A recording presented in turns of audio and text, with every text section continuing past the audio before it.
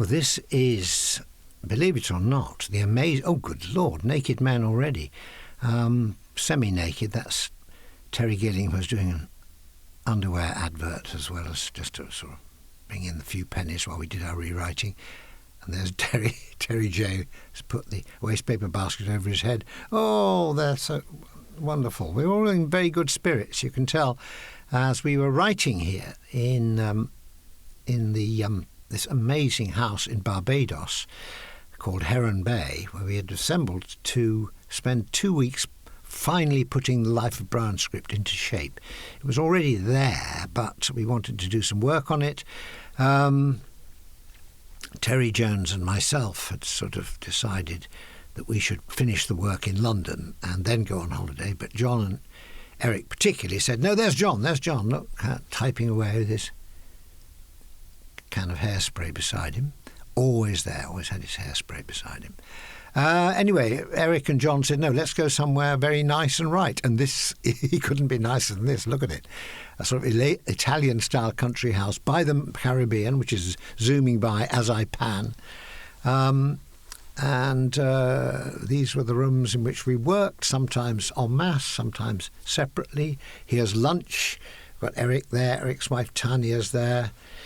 And I must apologise because I shot most of this and I was a very, very poor cameraman, especially on the close-ups. I hadn't mastered that. So if you see any shots that have me in it, you'll see that they are in focus and competently shot. I was good on trees. I was very good on... I was kind of much influenced by... Oh, you see, that wasn't shot by me and it's absolutely in focus. It was me with feeding Terry Gilliam, as I've done many times. But... end of lunch, there's Alan Price and Jill, his wife, I think. There they are. We had many visitors. We had Alan Price, we had Keith Moon, Mick Jagger. The first night there, he did this amazing... we played charades, and his charade of the Sex Pistols has to be seen to be remembered. There we are. There's Graham Chapman. Graham sort of hovering about. And Terry's... Oh, yes, Terry's always aware that there's a moment... for an audition, auditioning his mouth. There's the Duke of Edinburgh, who was a frequent visitor to the house when it was built by Ronald Tree in the 1940s. And there are the scissors, which he might have used, which we now use to edit the Life of Brian. And there's the clips, and the cuts will be made with those scissors under the beady eye of the Duke of Edinburgh himself. So lovely rooms, very comfortable. And, of course, you know, the weather was to die for. It's 82 degrees almost every day. We worked, I should think, about 6 hours in the morning, 6 hours in the afternoon. We were always available for a bit of jolly jape. Here's Eric going to do a funny fall. He's gone with his coffee. Very good. House was actually modelled. Yes, Terry, there.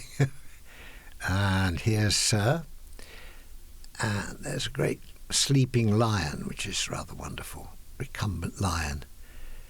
Lion's just really too bored to do anything. We had to do certain things. So that is the tree, the same tree that has little apples. And on the very first night, Terry Gilliam ate some of them, and we were having dinner. And the locals said, oh, one thing we should tell you is that big tree with the apples in the courtyard, the fruit is poisonous, so just make sure you don't eat any of those. And Terry went very, very quiet, because he'd had about 6. But he was still alive in the morning, and is still alive now, by some miracle. Very nasty, possibly fatal tree. But not to Terry. There's John and a man called Charles Levinson, who I think was a lawyer who came to see us, and lunch was taken. Everything was made out of limestone. The house itself made out of coral, limestone. Here's the table, which was also made out of a huge chunk of limestone. Oh dear, there's the wine bottle there. Graham wasn't drinking for about the first time in sort of 25 years of his life. He wasn't drinking, and he made quite a sort of brave decision to save his life, and he looked pretty good on it, I must say. Always a wonderful view. The architect who built the sort of original house, the house this was a copy of was called Palladio, and it's based on the Villa Mazare in North Italy, which is definitely worth a look.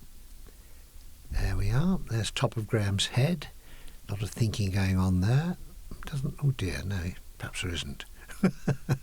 Look at him, a fit advert for teetotalism. There's a bad advert for debauchery. Yeah, no, it was a happy time. You can see in the background, there's Tanya, probably the most attractive person there. Definitely doesn't want to be seen on camera. Well, everybody else slightly less attractive, does want to be seen. Oh, the wind blowing, that was rare, and a cloud.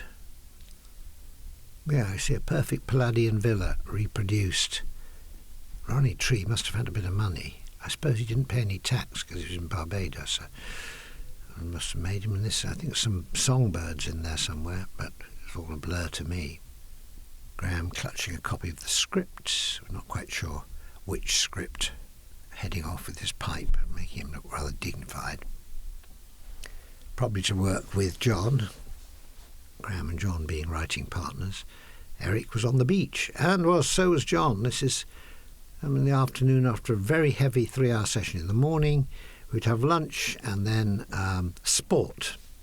And here's the sports master, Cleese, Mr. Cleese, saying, "No, terribly sorry, not on this speech."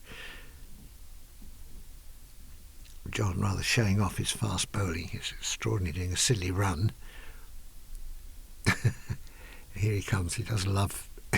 Everyone loves showing off. That's the great thing. You see what wonderful show-offs the Python are. Graham propositioning Terry.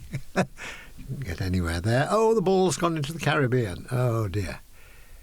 Okay, oops. Well done there. Gully by Tanya Idle.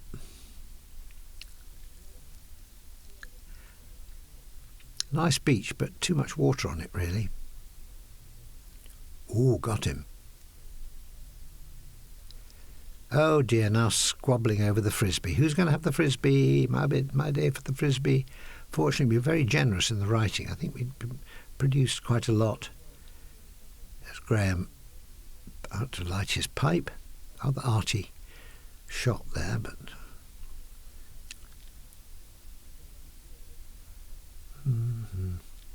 Terry J, looking very trim, long-haired and rather skittish, disappears from his room. Now what is this? Mystery of Mysteries. Ah, it's again Terry in the main drawing room. And oh yes, there was water skiing, and this is obviously... I didn't know that someone had come along to film this. I should think probably Terry J, my friend Terry, would have come along to film my pathetic efforts.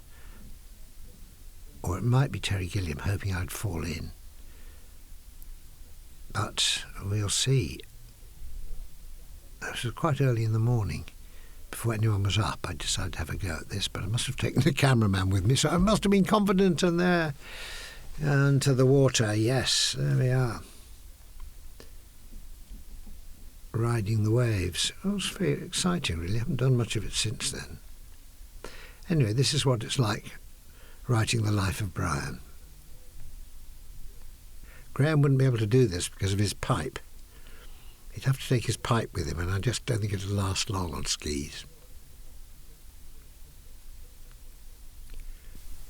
Well, this is later in 1978. Fast forward a few months from the writing session in Barbados. Here we are in Monastir at the Rebat, one of the oldest buildings in the country in Tunisia.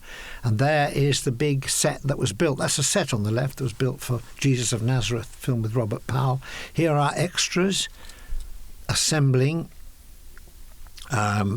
We used an awful lot of Muslim extras to be sort of Jews of the time. I think they'd been in lots and lots of religious films because this was the centre of the big Christian filmmaking. And this is the Rebat, very beautiful entry to it. And they had allowed us, the Tunisian film authorities, to film here. And so we built this amazing set. Oh dear, what's happened to my Willie? It seems to have disappeared. Anyway, there we are. That's Pontius Pilate. Sorry, not me at all. Pontius Pilate. and we're about to shoot the reactions on the crowd, and he was saying, Willie Swadwick, they have to shout, he wanks higher than any in Rome, and all that sort of stuff. So they've done my shots, and they're now looking at the crowd, and Terry is teaching them how to laugh uproariously. The few centurions, lots of sort of wonderful statues around, and here are the fairly mystified extras from the hills around Monastir. Probably a lot of them just shepherds, really, as they were at the time. One or two of them are, I think that's Charles McEwen. Yes, that's wonderful. One of our rep company. Whoopsie daisy. There's some of the people waiting to be in a comedy film. You wouldn't think so, would you? There's the tower, which Graham Chapman jumped off. And it's like filming generally is waiting.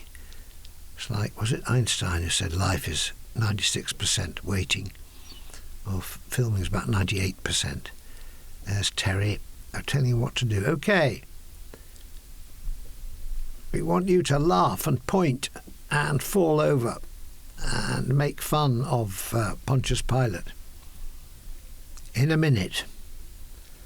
Just getting the focus right. Oh yes, Terry says we need a few more people on the ramparts.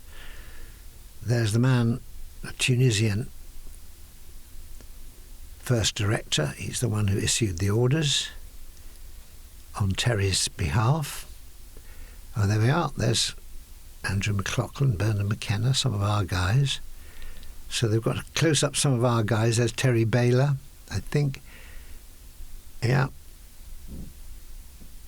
And there's Sue Jones-Davis, Brian's girlfriend, who later became Mayor of Aberystwyth and overturned a ban on showing Life of Brian in Aberystwyth. There's Graham, biggest Dickers in his biggest Dickers outfit. John with his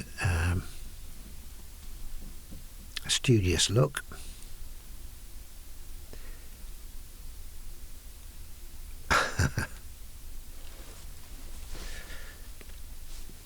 I say this is about, it's over 1,000 years old, this Rebat, the old castle, the old fort.